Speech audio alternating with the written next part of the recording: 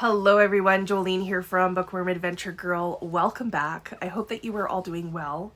This is where I talk about the books that I'm reading. I like to read diverse books and I highlight Canadian literature. If you are new, thank you so much for checking out my channel. Please hit subscribe and stick around. You can probably tell that some of my books are starting to go missing. I am moving and you'll see that soon. So today, since I know we're still in February, I've missed Valentine's Day, but what I thought I would do is share 10 of my favorite standalone romance novels. And then my hope is that in a couple of days I can share some of my favorite romance series. So this might seem strange because I don't really consider myself a big romance reader by any means. However, in the last couple of years, I've tried to branch out into this genre a little bit more, and I have found some books that I really enjoyed. So for this, I have some YA, I have some rom coms, I have time travel, I have a western, I have what I'm calling sweeping love stories, and I have two classics. So let's get started with YA. First up, I have The Fault in Our Stars by John Green. And this is a heartbreaking book about two young people who are basically facing their own mortality and they fall in love. There is something about love stories and illness. I don't know, they just seem to work. And I think that this was my first, actually it might even be my only John Green book. And the two main characters, Hazel and Augustus, they felt real to me. And the story was funny and sad and emotional. That's true for the next one too. The next YA is 5 Feet Apart by Rachel Lippincott. And this book I read during the pandemic when we were all having to stay 6 feet apart from everyone. So I think that only added to that whole reading experience. Especially so it's about two teenagers, Stella and Will, who both have cystic fibrosis, and being closer than 6 feet apart puts them at risk.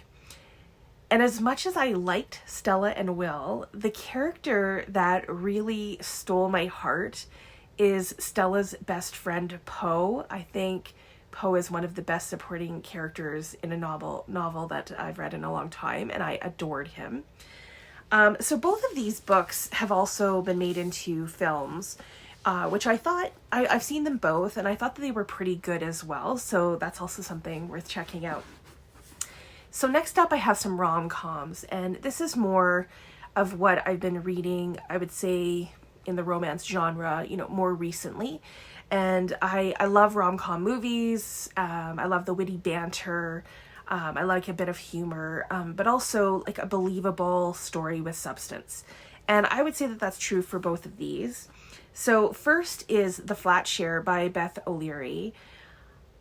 I'm not going to lie, I was hesitant about this one because this setup just felt so predictable.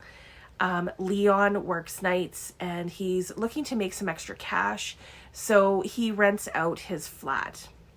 And he has it during the day, and then Tiffy, who is looking for a cheap place to live, lives in it at night. And it's kind of like, gee, I wonder what's going to happen.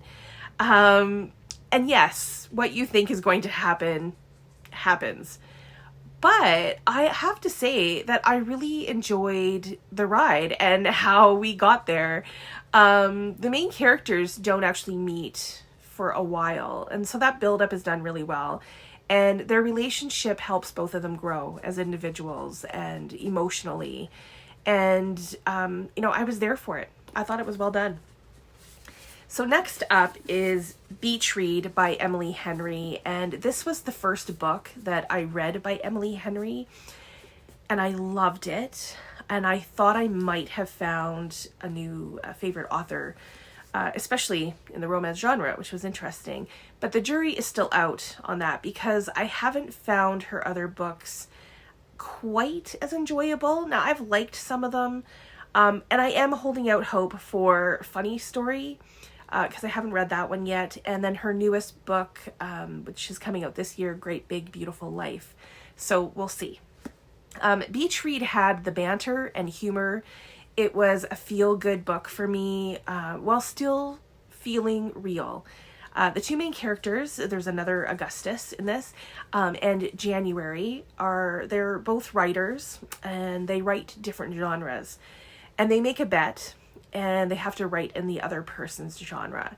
So it might sound hokey, but it worked for me. It worked for this one. And again, there wasn't drama for the sake of drama, and I do appreciate that as well. Next up, I have a time travel book, and it's The Time Traveler's Wife by Audrey Niffenegger. I have always loved this story and how it was written. Time travel doesn't always work for me, but I believed it in this one, and that is huge.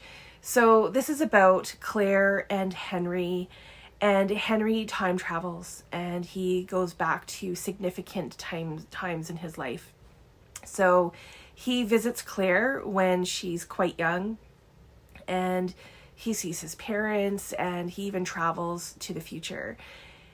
I've always thought that this was done in a very clever and surprisingly easy to follow way. Even though it goes all over the place, I didn't have a hard time with it at all. And these are characters that have always stayed with me. And of course, it really tugs at the heartstrings as well. Another film too. Okay, so for the Western, I have this on the list. It's a modern Western that takes place in the 1850s, and it's Where the Lost Wander by Amy Harmon. This was the first book that I've read by Amy Harmon. At this point, it's still the only book. But ever since I've read this, I've wanted to read more of her books. So I really do need to get to that. This was a real pleasant surprise because I just devoured this book. Naomi is young, but has already lost so much. This story follows her family, and a wagon train on the Oregon Trail. And Naomi is instantly drawn to John Lowry, who is a man on the trail. And this journey has everything. It has tragedy, sacrifice, love, and hardship. The characters I thought were really well developed, and the plot moves along at a pretty good pace. You're moving. I thought it was a real page turner. So I really liked it if you're up for that. Next up, I have what I'm calling sweeping love stories. Now, what does that mean exactly? I'm not really sure myself, but I think for this, it means that it covers a larger span of time. And first up, I have 7 Days in June, which is by Tia Williams, and I've already packed it. So this one, I'll put a picture up.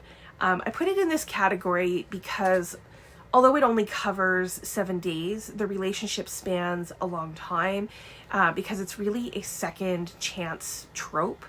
And like Beach Read, it's about two writers, but it doesn't have the same rom-com vibe that Beach Read has. And this is actually, I think, just a nice relationship without too much craziness. And sometimes, that's just really nice. It's nice to read about relationships like that. Tia Williams has another book out next year or this year, I think, that I am interested in checking out. So I will definitely be reading more from her. The other book that I have for this trope is The Notebook by Nicholas Sparks. So this is still my favorite Nicholas Sparks book. This is about a couple, and it looks back at their relationship. They are in many ways opposites. So opposites do attract, it turns out, but something, keeps bringing them back together, even when, it seems like they shouldn't be or can't be. And I just think it's a beautiful love story, and how the husband continues to keep the love that they have for each other alive. So this one has, all the feels, and it's actually a pretty quick book. For the last category, I have a couple of classics. And first is literally, I think, a sweeping love story that really spans a few generations. This is one of my all-time favorite books. It's also massive. It's The Thorn Birds by Colleen McCullough.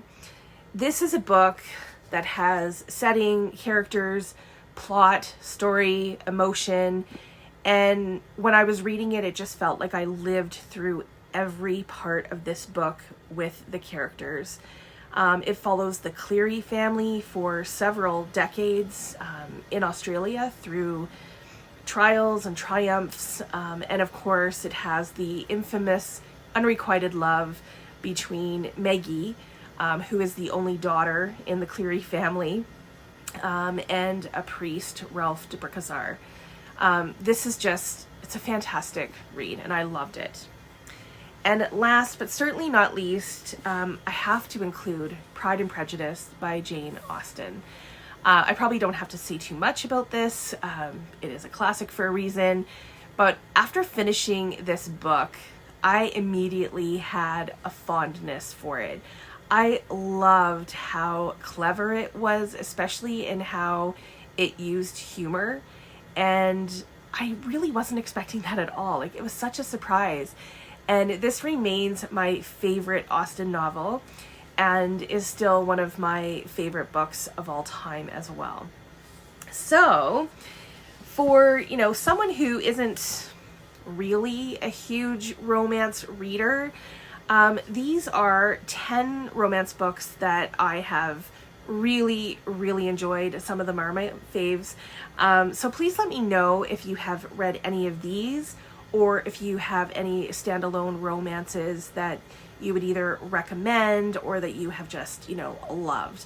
I hope that you all had a good Valentine's Day, and I look forward to chatting with you in the comments. Thanks again for watching. I hope you enjoy the rest of your day, and don't forget to make every day an adventure.